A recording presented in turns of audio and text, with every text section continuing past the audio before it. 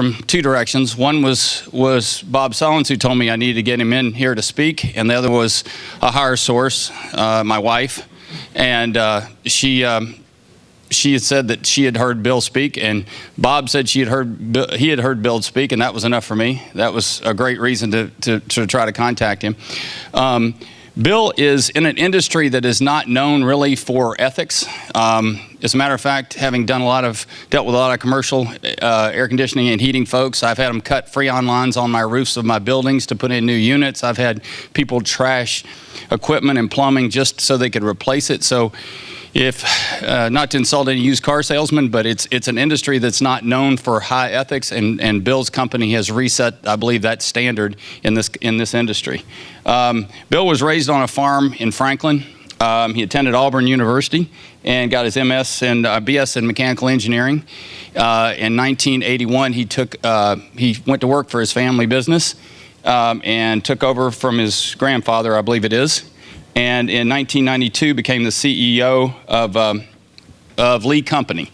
And they do heating, air conditioning, plumbing, electrical, pretty much anything you can think of they do. He's taken the business from when he took it over at a $20 million a year business to $150 million a year.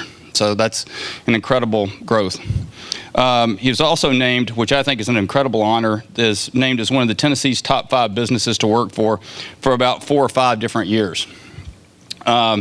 He's currently on the Tennessee Higher Education Commission Board of Trustees for Belmont University, president of the Tennesseans for Economic Growth, chairman of the YMCA of Middle Tennessee, and past president of the Associated Builders and Contractors, and has served on the board of several community organizations, including Hope Clinic for Women, Men of Valor Prison Ministry, Fellowship of Christian Athletes, Operation Andrew, and many others. So he's a classic example. If you're a successful business person, you own your own business, what do you do? How do you give back to the community? His other interests are hunting and fishing on his cattle farm in Franklin, where he lives with his wife Maria. He has numerous outreach programs. We were discussing his trip to Iraq a few minutes ago. He has 4 children and 2 grandchildren, and he attends Grace Chapel Church in Franklin, which has done some amazing outreach things to the Muslim community that's around that we've seen, along with a lot of other incredible programs. So Bill is going to speak to us today on business ethics and Christianity. Thank you. Thank you. Yep. Thanks. Thank you. Two people telling you that they heard me speak, neither of which particularly you commented said that it was great. They just said that you. So, I don't know. Don't be expecting a lot. I did speak about 2 weeks ago on business ethics in Belmont. So when I got home last night about 10 o'clock, I thought I would pull out my notes, and I couldn't find them. So I had to make them up right before I went to bed last night, but in between watching the ball game. So if I'm not exactly on point, forgive me this morning. I also have employees here today, which was a big surprise when I walked in this morning. So now I have to really tell the truth. I can't say things that aren't exactly true, or I'll get called out on it, I'm sure. I thought I'd talk just a little bit and then let you guys ask questions. So, and I'm kind of off the cuff here, so it's going to be informal. But I hope that a lot of times when I hear people speak, that what I get most out of it is, when they answer questions that I have. So I'm going to give time for that in a little bit, and I hope that you'll be thinking of those as you go along, or interject even along the way. Wouldn't bother me at all. The subject of business ethics is particularly interesting to me, partly because it's very connected to, and if you're going to talk about one, you kind of really talk about the other, which is business culture and the kind of culture that people build in a company.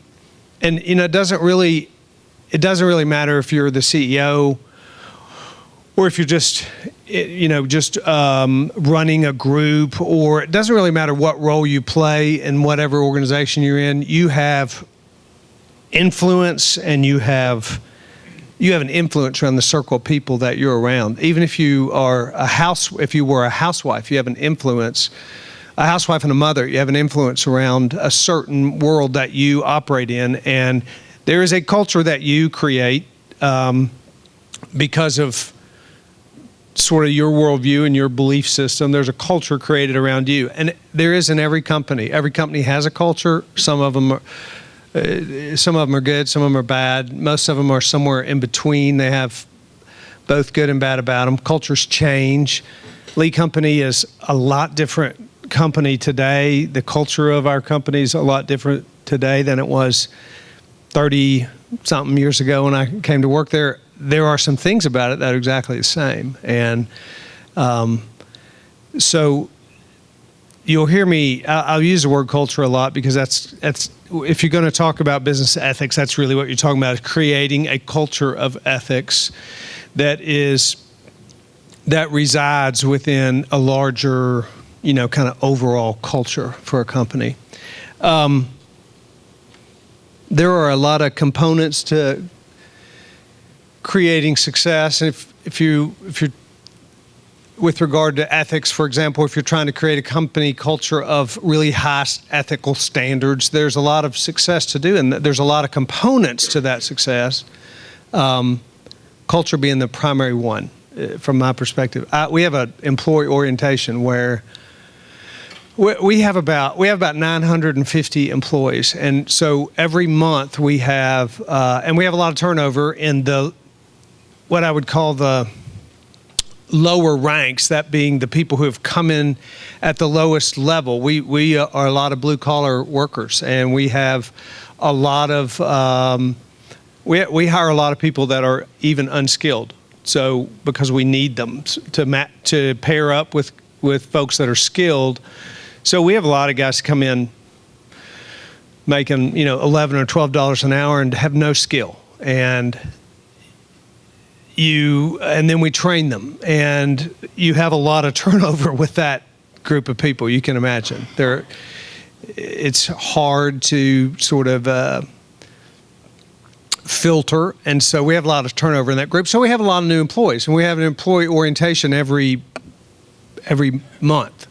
And when they come in, I don't go to every employee orientation because they last all day, and we spend a lot of time talking about who we are as a company. But one of the things I try to do is pop into those meetings and say a few words to new people. And what I tell them is that my most important job as the CEO of Lee Company is to create an environment where they can thrive, personally and professionally. That's the biggest job I have. It's more important than strategy or market this or that or operational efficiencies or all the things that we have to do at Lee Company to keep rolling on. But my biggest job is to maintain and sustain and sort of shore up and steward our culture.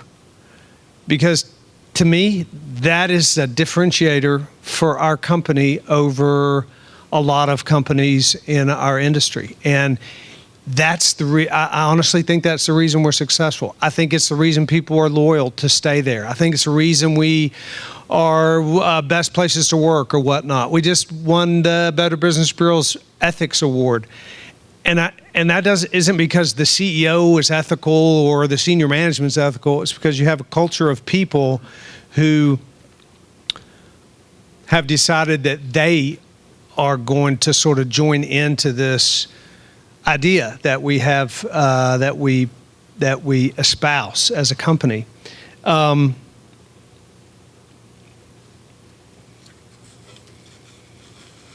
I think the first thing that we try to do, and when I go into those employee orientation meetings, and to create an environment where people want to be ethical and they want to be, they want to live up to the standards that you create for them or that you set for them, is born out of a genuine interest in their well-being. You and I want to be appreciated, and we want to be loved, and we want to be valuable, and we want to be validated. And you can't contrive that or create that, but if you genuinely have that interest, if you have their best interest in mind, then if you can convince a guy sitting there that's walked into your company and is 23 years old or whatever, and he's sitting there and going to make a working wage, and life is hard for him, and he lives paycheck to paycheck, and he may have any number of issues going on in his life, which all of us do, and you got a room full of those people, if you can convince them that you really do care about them, and you really care about their personal interests, their professional life, and they sense that genuine concern, you know what, they care about you in return, and they become loyal, and they want to, they become proud of their company, and they become proud of the standards that are set, and they rise up to kind of start to live to those standards. I think people in general are good. I think we all have we all have components of our life that aren't good, and that we all, I'm a Christian, and I'm white as snow when viewed by my Father's eyes, but I'm anything but that if you could view transparently me inside. But I am generally a good person who has a desire to do the right thing, and to live justly, and I think most people are generally like that. Some aren't, but most people, and most of those guys sitting in the room that I'm communicating with the first time, and those guys that have been here for, how long have you been here? 17 years. The communication is the same to those 17-year guys as those to the 17-day guy. I'm genuinely interested, and it's not just me, it's our culture and the way we do things around this company is genuinely interested in your well-being. That's what causes them to care, and it starts a really good, kind of creates a really good cycle. The only way for them, though, to really so it starts with communicating to them. And it starts with communicating. It's just, and it's true probably with any relationships that we have with people at all, whether it's our wife or children or our coworkers, demonstrating or expressing that concern. And we do have to communicate it. A lot of it's communicating. At Lee Company, we have a mission statement, like every company does. And our mission statement says, we want to create an environment where our employees can thrive. It also says that we will honor God by treating people with integrity and honesty and respect. Communicate with people exactly what you believe in the deepest place, and communicate it often. Remind people that these things are very important to you, and that this is really how I feel, and that this is what really motivates me. We have a company meeting. All 950 people show up once a year, put them all in one place at the factory in Franklin. Big meeting, a lot of fun. And most of what I do is try to communicate our vision for where we're headed as a company, and our mission for how I feel about why I get up every day to do what I do. And it's not to make a profit or to grow Lee Company to some big company. It really isn't. I love profit and we need it, and it makes life great, and it allows us to, there's no mistake about that. I tell it's a really important part of what we do is making money and making margins and doing high standards of work, et cetera, et cetera. But what really wakes me up, what really excites me in the morning is the fact that we got 950 people out there, and I get a big charge out of creating an environment where they can thrive. So we have to communicate that to people, but I also think that just like every other relationship or every other interaction we have with people, we have to demonstrate it. And we have to be creative in demonstrating it. And just like you have to sometimes figure out how to be creative in demonstrating you love your wife. You know, you got to do things that don't come naturally maybe to some of us, you know, but we have to think about that, and we have to be real intentional about it, and we have to do things that might not seem like it's that important to us, but it might be really important to them. And the same is true with a business environment or employees or that creating that kind of culture. So we intentionally, you know, every person, if you're just in a group, if you're running a division or you're, whatever your role is in an organization, you have a capacity, if you, rather than just do a great job at what you do and be nice and kind, you have an opportunity to intentionally think of demonstrated ways of, you know, manifest ways of carrying out these things that you communicate. I care about you. You know, this is what charges me up. This is why I get up and work, and I'm going to show you in ways that I can how we do that. So we exist. We want people to thrive professionally and personally. So professionally, we spend a lot of our strategic planning we go off site for 4 or 5 days, the senior managers in our company, and we do strategic planning like a lot of companies do. And we spend entire sections of our time on how are we going to foster this environment of professional and personal thriving for people. And so professionally, you know, we have something called Lee University. Most of our blue-collar workers are a whole lot of them did not have a formal post-secondary education. They didn't go to college. And that, you know, that's fine for what we do. In fact, it would mess up a lot of the people that we need doing the things that we're doing, and they learn a whole lot more other ways than they do. But nevertheless, they don't have a post-secondary education, and for a lot of men, I've determined that can cause them to sometimes feel inadequate or, you know, compared to other people, this or that or the other. I see it all the time in the guys that I talk to that work in my company. And so we have something called Lee University. And it is a vocational training program that we put on.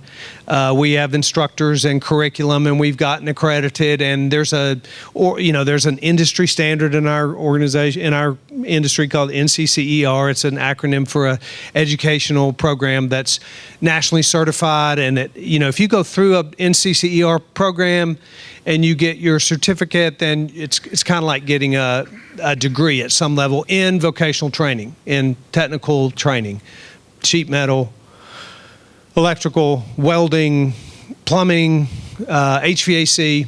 And so we've set up this program, and we do it for employees at night, and they have to volunteer their time, but we, provide this. And it's awesome. We have 190 out of 950 employees that go to school at night on their own time after hours to get a degree at Lee University. They have to go 4 years, 3 or 4 hours a night for, one night a week to get one class, one degree. If you're going to get a plumbing degree, then you're going to go for, I think it's 3 or 4 hours a night. Y'all would know. One night a week for 4 years. And we have this graduation, and their wives and children come, and it's awesome. And it's one way that we want to tell them, hey, we want you to thrive professionally in this. And if you don't have a college degree, that's okay, because you're going to get a degree that you can take with you anywhere you go, and it's valuable. I mean, it's legitimate. It's a legitimate deal. We do other sort of things like that for people. We have an emerging leaders educational program that we do. We have all kinds of professional educational development that we do throughout the week in the office, et cetera, for our engineers and project managers and more skilled and more educated employees. But it's part of our desire for them to thrive professionally, besides giving them the best technology, the best tools, the best equipment, the best what they need to do what they do. But then we have a whole component of how people can thrive personally, and this is the part that's fun for me, the most fun for me, because with 950 people at Lee Company, you can imagine the diversity of folks that we have there. And you can imagine the diversity of life issues and challenges and whatever that 950 people, plumbers, pipe fitters, electricians, welders, accountants, engineers, project managers, and the like, what the issues that come through the door at Lee Company. So, and I love that. Now, I'll interject a little bit about, and this is a good group to interject about faith, because part of ethics in the workplace, especially for people who are believers, there's this really interesting sort of component of this culture that we create that's really deeply connected to my personal faith. My relationship with Jesus is the most important thing in my life. It is, I know that it has,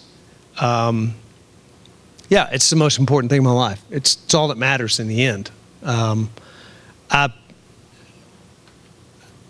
had a lot of life experience, as many of you have.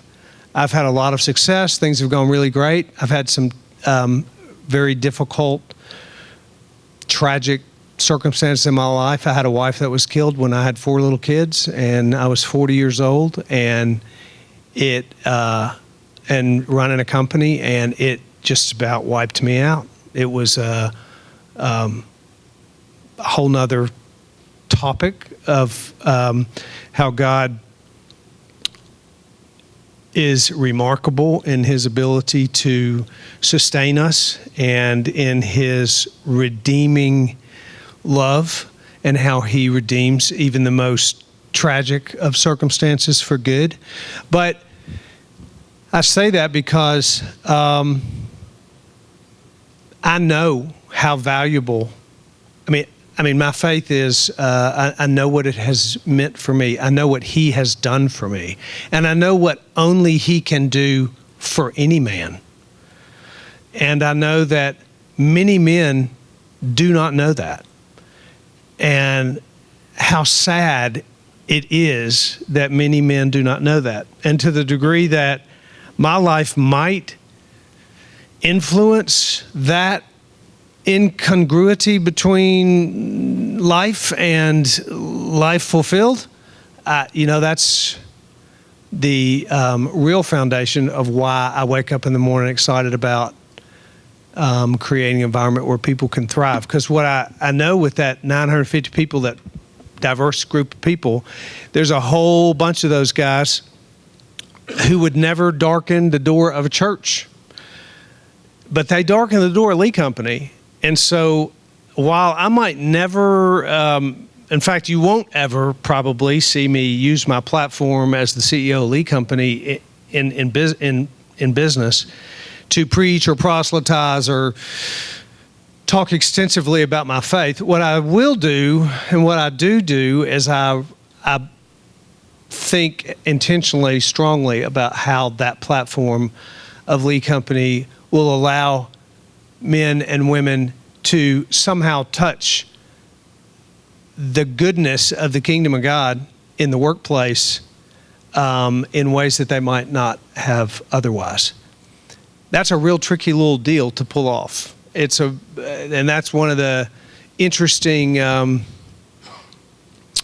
components of building a certain culture in business today, and particularly today because, we all know that expressions of faith in the marketplace are more challenging than ever before. It's a riskier place than its environment than it's ever been. It's kind of ridiculous the way that's occurring in our country, but it is occurring. We all seen it, and you know all about it. It's not so much here as it is in other areas, but it's here too. So there's a real interesting and fun and challenging and difficult dilemma there.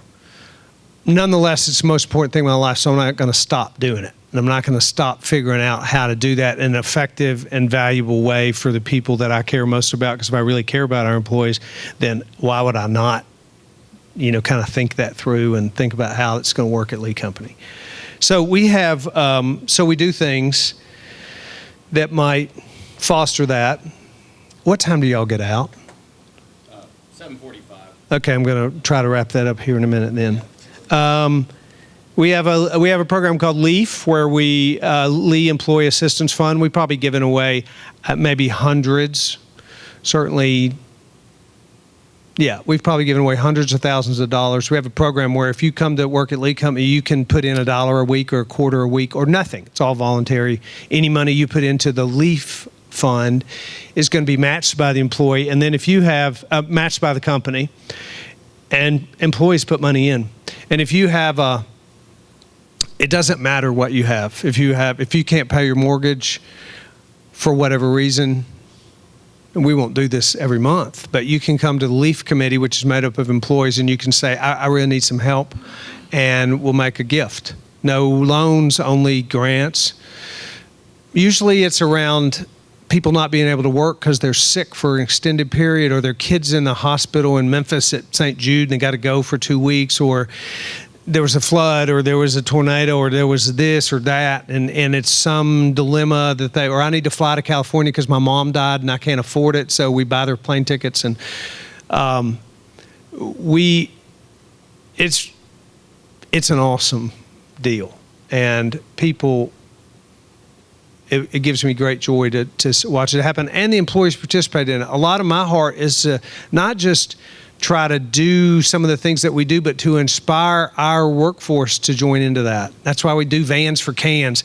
We don't just give money to Second Harvest Food Bank, which we could stroke a check because we give a lot of money out of profits, but we get all of our employees to compete.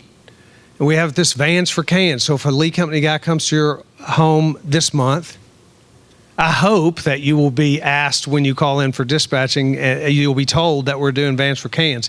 And then when our guy shows up, he's going to have a bag and he's going to say, if you want to donate any food, we'll do it. So we engage our employees. It's voluntary on their part, but we have contests and this and that to get them involved. I want to inspire people. I don't want them to see what someone else is doing. I want them to think, how can I do purposeful, meaningful work with my life? How can I, and ultimately be inspired, how can I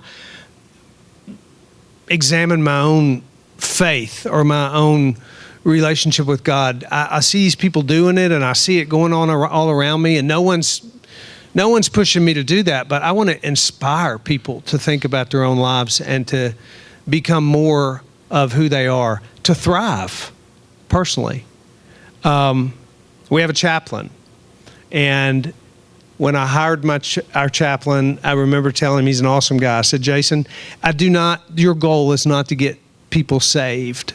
Your goal is not to convert employees to Christianity or to have them pray the sinner's prayer or whatever. He's a Baptist, an ex-Baptist preacher, so I could be real clear with him about that. But I said, because I know that's what you're all about, Jason. That's what you guys do, Your goal is not to do that. Your goal is to love our employees well, and to be there when their kid's in the hospital, and to go to the funeral, and to meet with them when they fail a drug test. Every employee has to meet with the chaplain when he fails a drug test.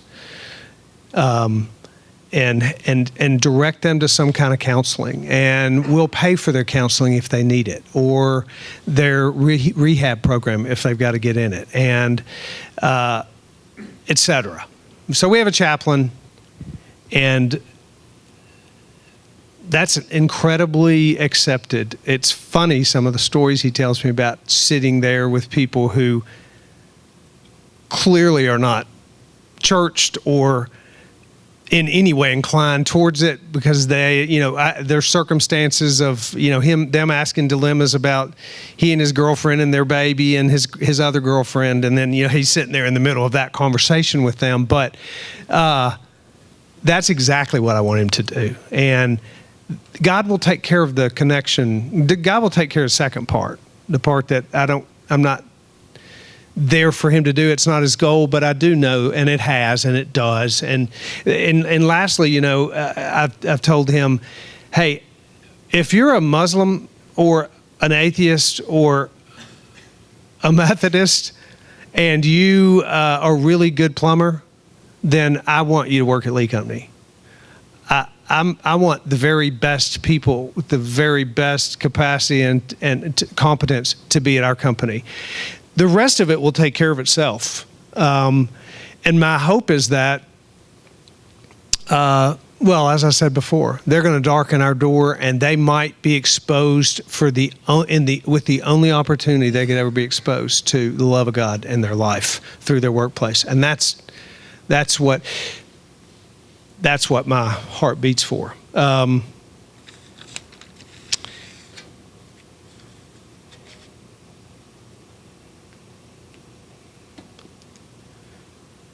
We're held to really high standards when we kind of espouse this stuff by our employees, and we can hold them to really high standards. And that's a good thing. It's a good thing for both. I don't mind being held to a really high standard. It's risky because you invite a lot of scrutiny or whatnot, and you can invite, and if you're not perfect, and I'm not, and we're not, it'd be like if you had a magnifying glass on your life. It'd be, if people could see through, they might be surprised. And same's true of how you run your company. Things happen and everything's not perfect, but you're scrutinized. So it's risky, but it's very rewarding. That risk of that is way better than the lack of reward that comes with not risking this, approach to treating people and introducing your faith into the marketplace and creating an environment. And I didn't talk much about moral dilemmas and whatnot, but we've run out of time. What really happens, and the good news is that it's kind of a win-win thing for me, because it allows me to live out my own personal beliefs. It allows me to be motivated and to be excited about what I do every day. And what it really does, it creates employees, and it creates people around us, whatever situation you're in. If you're bold enough to demonstrate and communicate and risk a little bit about what you really believe and what really is deep down inside of you, people become loyal, they become committed, they want to be ethical. They want to know, what do they think? What is this company? What would they want me to do in this situation? What do they really believe about profit and money versus purpose and mission? What do they really believe? And if we can figure out how to communicate that to people and demonstrate it, then they say, this is the standard by which my company operates. And, I want to be really good at what I do. So one of their expectations of me is to operate at that standard. And they do. They rise up and they do it. And that makes Lee Company successful. So, yeah, thank you very much for letting me talk a few minutes, and I'll take questions. Yeah.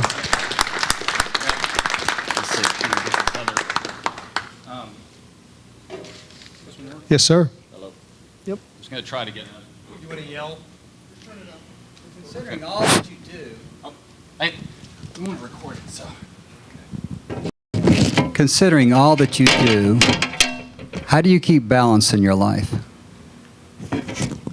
I I appreciate that question, and sometimes I don't feel very balanced lately because I do feel out of balance. But you know what? I started a long time ago with sort of setting those whole balance standards in my life. I remember when I had little kids. Well, when my wife died, my youngest was 4. I had 4 kids. I dropped off of every board that I was on, and I quit doing anything but working at Lee Company and going home and taking care of my kids. So that question reminds me of that time period where it's kind of the place in life, the amount of margin that you have, and what's most important. Then I tried really hard to set real boundaries about what I did. That was the most extreme example. But even before that, I can remember and being the president or CEO or whatever, you have the privilege of setting standards a little more differently than you might if you were just required to, the standards are different, or your ability to control those. But I can remember, for example, with children, when I had kids at home, my kids are all grown now, my youngest is 20. If I traveled overnight, or had to go to a business meeting out of town, or I had to work late, or then I kind of made a mental note for myself that I was going to stay home one day that week and take the kids to school. Or that'd be the best example. For every night I was gone, I created a morning where I was home until everybody would, I've tried really hard to do that sort of thing. Decide what balance there is and what, and then set aside time for it. And I don't have a lot of regret about that. I think you can really get messed up if you don't do it. Right now in my life, sometimes I don't. I don't have any kids at home, and I do a lot of things, but I enjoy it. My wife, we've got a good plan and approach for that. But I will say too, I have a kid, one of it is not doing everything, continuing to do things that really drive at your heart, like go to the mission stuff, go to Iraq, work with things that are outside of work. I have a boy named Adam who, not a son, but he's kind of like that to me now. I met him through a mentoring program at the YMCA. He's an inner city kid. When I met him, he was 13. His mother's in prison, never met his dad, lives with his grandmother, he and her. She's a crack addict. He lives in the projects, sleeps on the floor. And the longer I got to know him, found out he really didn't eat supper most nights. It was the most... I have been awakened to. First day I met him, he was arrested for selling a $50 bag of drugs. First time he'd ever done it, and he got caught the first time. And I said, the Lord, God's got you. He's good to you. He got you caught before, and he put me in your life right here. Not that I'm so great, but I'm going to be on you about that. And then he went on later to explain to me the only reason he did it was because his grandmother was wanting to know when he was going to start providing. So he kind of said, if I was going to eat, I had to make money, and there are 2 ways to make money. And I decided that selling drugs was the better alternative. So I hang out with him every week. It's a long story but I spend 3 or 4 hours a week with Adam, go to his football games, sometimes more than that. He comes out to the house. I'm teaching him to drive. He's 16, about to be 16. We just have to decide the things that really matter and force ourselves to spend the required time necessary to make those things happen. It's just about living intentionally. Well, that's one of the things that happened when my wife died. I learned like never before that life is short, and there's very few things that really, really matter, and you ought to be about them because it will be over. I remember sitting there looking at the cemetery and going, there's her tombstone, which is a very surreal thing to do when you're 40 years old and kind of, and I remember thinking, right there is going to be mine. And it might be 40 days and it might be 40 years. But the same things that matter to her now, which are very few are going to be the same things that matter to me then, and I ought to be about it. And it's done me well. Yeah. Yes, sir. Oh, let me. Yes, I'm curious. How did you get the passion? Did it come from your father, your grandfather, schooling? And the second part with your culture, what do you do to stay current? Because there's a lot going on in the industry today. I don't know how you get passion. I mean, my dad ran our company for most of the first, till he retired in 99. So I became the president like 92 or 4, but he was still there for 5 or 6 more years. But he was a very passionate guy, and he loved employees, and we are very different. We run the company in a very different style and very different way, but he was a very passionate guy. So I probably gained that from him. What I really think, though, I think that believers in particular, we are created by God to be passionate because we're created in His likeness. And we are transformed. The scripture says that we're transformed into His likeness. So when we become believers and we kind of give our lives to Christ, we begin to be transformed into His likeness. And He was profoundly passionate. We're made in God's likeness. He was so passionate. In fact, that word passion is it's a real overused term, I think. If you look up like original meanings, Webster's or whatever, you get passion is not like being fired up about Auburn football, which I used to be until this year. But passion is about, it's even described as a martyr or a sacrifice as unto death. It's why they call it the Passion of Christ or the Passion Play or whatever. It's about sacrificing yourself for something much greater than yourself. So God is passionate. He gave His own Son. We are made in the image of Him. We are passionate, but Americans are so privileged and so protected, and so that we don't have much to sort of make this passion rise up. Passion is born out of either a desire for something so badly that we do anything to get it, or by a desire to keep something or protect something so valuable to us that we'll do anything to protect it. Like when airplanes flew into 9/11 buildings, we all became very passionate because we were afraid we were going to lose something that we had as a country. So you saw the whole country become passionate about protecting that which we had. My best example of passion, my favorite personal example of passion is Rosa Parks.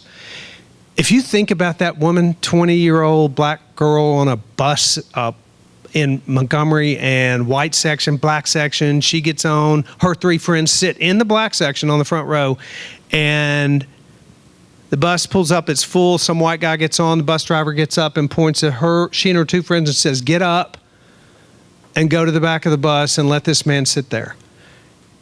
And for a moment, I mean, the sacrifice that she was about to have to pay as a black girl in 1960s Montgomery to say, "I'm not going to get up," was a profoundly passionate move on her part. And it came because she wanted something so badly that was important to her that she was willing to sacrifice her own life, which she did. She ended up getting ostracized and sent to Chicago, and her life didn't go well afterwards. She has roads named after her, but it was a big sacrifice for her. We have passion inside of us, but it's not stirred very often because we're so privileged and we're so protected that we're not afraid of losing anything much, and there's not really much that we don't have. So we're not really. That's my own and it's caused me to kind of think about my own passion. I will say again, I was talking about the redeeming nature of how God does things. There's been a lot of passion born in my heart after the most valuable thing on earth left. and suddenly Earth and life on Earth wasn't so important to me as things that were more important than life on Earth. And that's sort of, I'm a lot more meaningful, purposeful, mission-driven guy now than I was before. So, long answer to where that passion comes from. Okay. Yes, sir. Yeah, we got time for about one more, I think. What inspired you to hire a chaplain for your business? I don't know of many businesses that are doing that this day and age or have ever done it. So I'm very curious what drove you or led you to do that. You know, I used to, when our company was smaller, I used to find myself, because it was a small company and I knew all the people in the office, and I had a lot more interpersonal relationships with people in our company because it was just a lot smaller, and I knew everybody. I didn't know everybody in the field, but I knew a lot of guys in the field. I don't know most of our employees now. I don't even know half the people in my own office, which is terrible. That's not true. But there's a segment of people, I walk through the office every day kind of going, what's his name? What's her name? But it used to not be like that.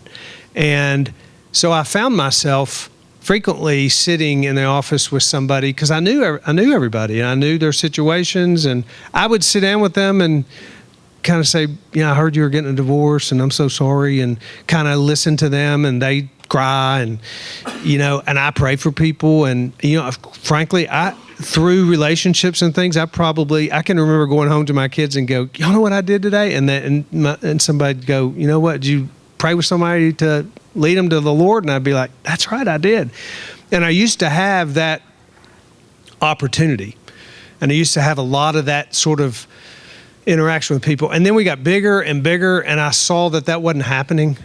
And I saw that it wasn't really appropriate for me. The other thing is, you could be a big company or bigger company, and anybody will say anything that you think they ought to say if they're talking to the CEO. So I found myself thinking, this unmet need of all these people out here that I've experienced myself before I was the president of the company. I was just not quite so whatever, and I used to sit in all these offices. It's not being done, and it bothered me. It really bothered me, and it made me think, we got to have somebody out there walking into the door of the guy that's getting a divorce, or the guy whose kid just got leukemia, or we need to have somebody out there doing that. And I can't do it, and nobody else can really do it. We're all doing the things that we need to be doing most of. So that's kind of what got it started.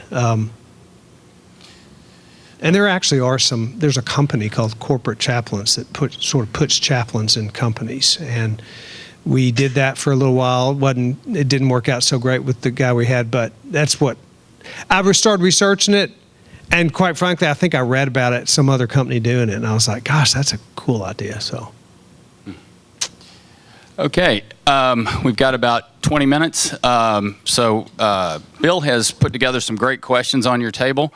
Let's see if we can get through those, and maybe that'll bring us to some good conversation. And Bill, are you going to be around for a few minutes? Bill will be around, so if you have other questions, you can still pick his brain. So we'll check back with you at 7:45.